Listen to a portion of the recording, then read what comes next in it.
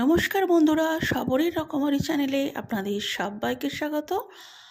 আজকে আমি আপনাদের সাথে শেয়ার করব পটলের একটি নিরামিষ অথচ দুর্দান্ত স্বাদের একটি রেসিপি, যা আপনারা বাড়িতে থাকা স্বল্প উপকরণ দিয়েই খুব সহজে বানিয়ে নিতে পারবেন। আর গরম ভাতের সাথে বা রুটির সাথে এই রেসিপিটা একেবারে পারফেক্ট। তো চলুন বন্ধুরা, রেসিপিটি বানানোর পদ্ধতিটি শুরু করা যাক। আজকে রেসিপিটি বানানোর জন্য আমি এখানে কয়েকটি পটল নিয়েছি। পটলগুলোকে খুব ভালো করে প্রথমে ধুয়ে নিতে হবে, আর পটলের দুই প্রান্তটা একটু ছুরি দিয়ে কেটে নিতে হবে, আর পটলের গাটাকে সামান্য একটু চেঁচে নিতে হবে।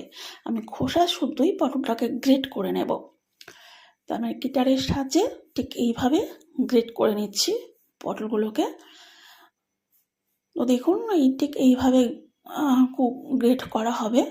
এই সমস্ত পটলগুলো আমার গ্রেট করা হয়ে গেছে, আর দানাগুলোকে আমি বেছে বেছে আলাদা করে রেখেছি, কারণ এই দানাগুলোকে দিয়ে আপনারা অনেক রেসিপি বানিয়ে নিতে পারবেন। তো আমি এখানে দানাগুলোকে ফেলবো না, আমি একটা অন্য রেসিপি বানাবো, সেই জন্য দানাগুলোকে রেখে দিয়েছি আলাদা করে বেছে। এবার গ্যাসের মধ্যে একটা পাত্র বসিয়ে 1 চামচ সর্ষের তেল গরম করতে দেবো। এই রেসিপিটা বানাতে খুব বেশি তেলের প্রয়োজন হবে না। স্প্যাটুলা দিয়ে তেলটাকে বেশ ভালো করে পাত্রে ছড়িয়ে দিলাম। গরম হয়ে গেলে এর মধ্যে 1 চামচ সাদা সর্ষে দিলাম, ফোড়ন আর কিছুটা কারি পাতা দিয়ে দিলাম। হালকা একটু সাঁতলে নিতে হবে কয়েক সেকেন্ডের জন্য। এবার এর মধ্যে আমি দিয়ে দেব কিছু কুচনো কাঁচা লঙ্কা। আপনারা যেটুকু ঝাল খেতে পছন্দ করেন সেই রকমই লঙ্কা ব্যবহার করবেন, তবে খুব বেশি লঙ্কাটাকে ভাজার দরকার নেই, হালকা একটু সাঁতলে নিলেই চলবে। এবার কুড়োনো পটল আমি এর মধ্যে অ্যাড করে দিলাম।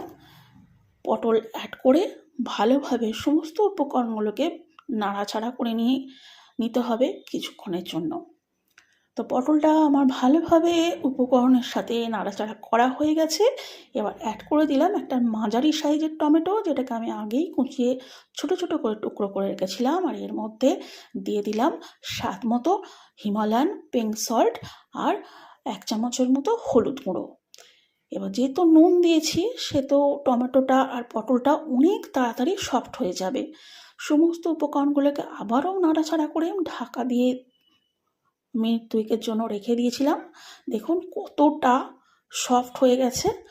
আর যাতে পাত্রের তলাটা ধরে না যায় আর পটল পুড়ে না যায়, সেই জন্য মাঝে মাঝে ঢাকা দিতে হবে আর একবার করে নাড়াচাড়া করতে হবে। আমি 2-3 বার ঢাকা দিয়ে রান্না হতে দিয়েছি, আবার ঢাকা খুলে এইভাবেই নাড়াচাড়া করে নিয়েছি। তো পটল আর টমেটো বেশ সফট হয়ে এসেছে।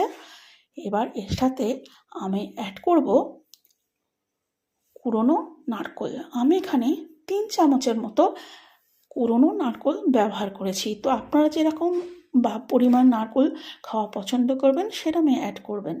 তো খুব নারকেল, পটল সমস্ত উপাদানগুলোকে আমি আবারও ভালো করে একবার মিক্সড করে নিলাম। এর উপর থেকে এবার ছড়িয়ে দিলাম কিছুটা ধনেপাতা। তো এখন যেহেতু শীতকাল, নতুন টাটকা ধনেপাতা উঠেছে বাজারে, আর ধনেপাতা দিলে যে কোনো রেসিপির মধ্যে সুন্দর একটা ফ্লেভার আসে। তো সেই জন্য আমি এখানে ধনেপাতা ব্যবহার করেছি। ধনেপাতা দিয়ে ভালো করে নাড়াচাড়া করে মিশিয়ে নিলেই তৈরি হয়ে গেল আজকের রেসিপি। তো গ্যাস অফ করে আমি ঢাকা দিয়ে এটাকে কিছুক্ষণ ঠান্ডা হতে দেবো, তারপর পাত্রের মধ্যে সার্ভ করে দেবো।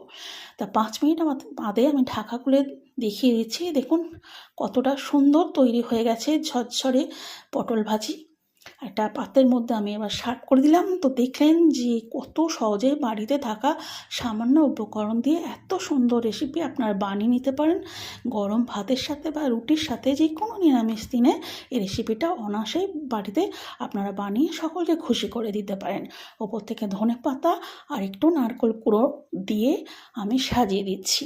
বন্ধুরা, রেসিপিটা যদি ভালো লেগে থাকে তাহলে অবশ্যই একটা লাইক দেবেন, আর কমেন্ট করে আপনাদের মতামত জানাতে একদমই ভুলবেন না।